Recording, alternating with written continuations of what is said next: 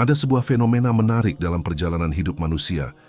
Ketika seseorang mulai naik tingkat spiritualnya, ada banyak hal yang dulu tampak biasa dan menyenangkan, kini justru terasa berat, malas, bahkan tidak lagi menarik. Bukan karena orang itu kehilangan semangat hidup, tapi justru karena mereka menemukan makna hidup yang lebih dalam.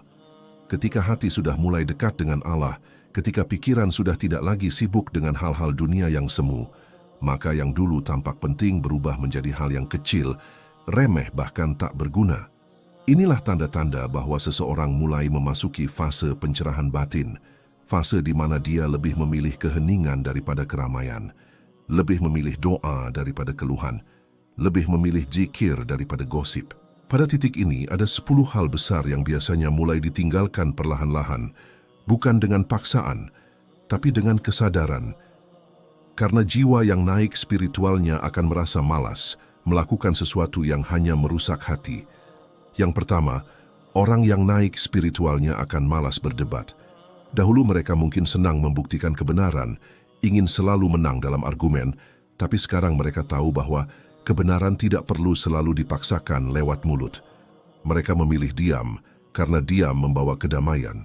Yang kedua, mereka mulai malas mengejar pujian manusia. Dahulu, setiap tindakan dilakukan agar dilihat orang, agar mendapat tepuk tangan dan pengakuan, tapi kini hati mereka cukup dengan pengakuan Allah. Yang ketiga, mereka malas membicarakan keburukan orang lain. Gosip yang dulu terasa nikmat, sekarang justru membuat hati terasa kotor.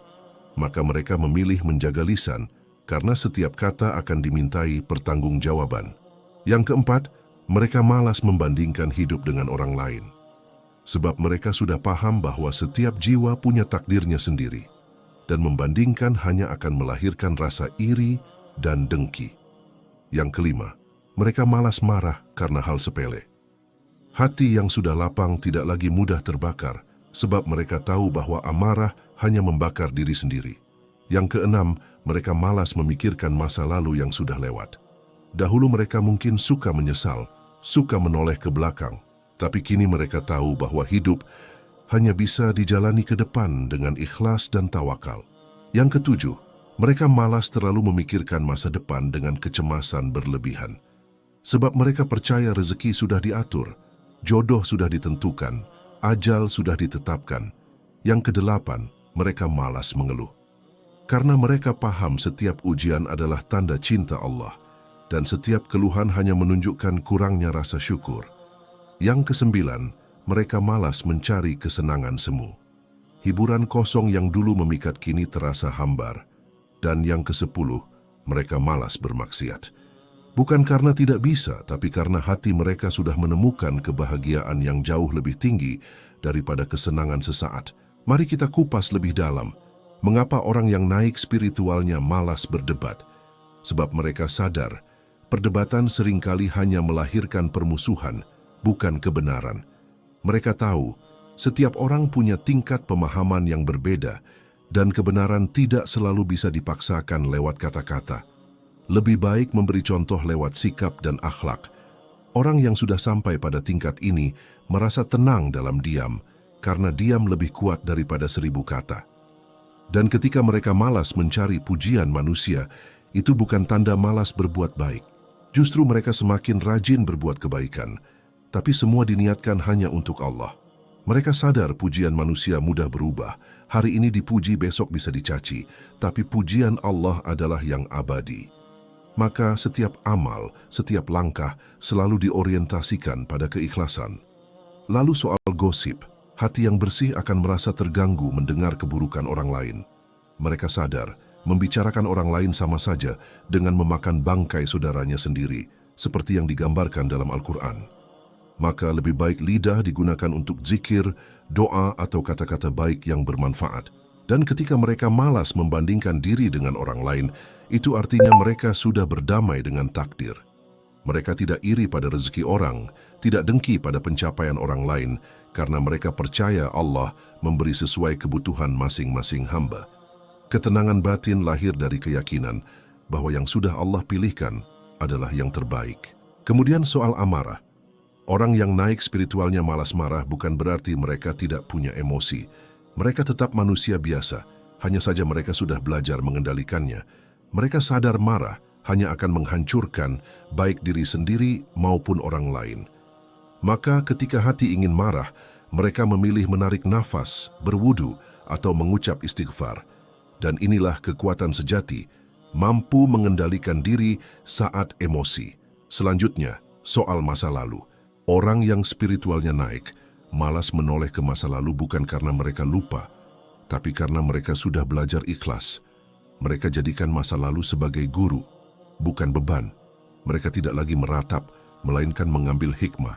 Demikian pula tentang masa depan. Dahulu hati mereka selalu gelisah memikirkan apa yang belum terjadi, tapi kini mereka menyerahkan semuanya pada Allah. Tugas mereka hanyalah berusaha sebaik mungkin hari ini. Hati mereka tenang, sebab mereka percaya janji Allah tidak pernah meleset. Tentang keluhan, orang yang naik spiritualnya malas mengeluh karena mereka sudah belajar bersyukur. Mereka tahu ada orang lain yang ujiannya lebih berat, ada orang lain yang keadaannya jauh lebih sulit. Maka, mengeluh hanya membuat hati sempit, sementara syukur membuka pintu rezeki dan rahmat. Hati mereka mulai terlatih untuk melihat nikmat kecil yang sering terlupakan.